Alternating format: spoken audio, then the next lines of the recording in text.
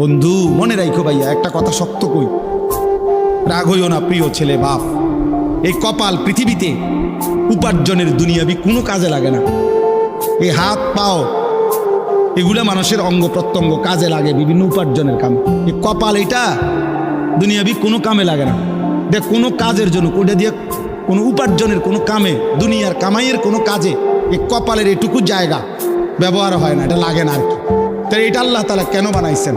খোদার কসম রব্বুল আলামিন এই কপাল শুধুই সেজদার জন্য বানাইছেন, শুধু সেজদার জন্য।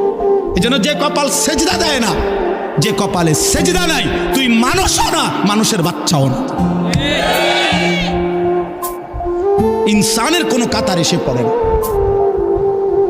সে কোনো মানুষের কাতারে পড়ে না। ইনসানের কোনো কাতারে পড়ে না যার কপালে সেজদা। কারণ কপাল বানানোই হয়েছে। সেজদা কাকে বলে? ওয়াদউল জাবহাতে আলাল আরদ, জমিনের মধ্যে কি রাখা। এই তো কপাল রাখাটারই কি কয়? তার মানে সেজদা কপাল। কপাল বানানোই হয়েছে কিসের জন্য?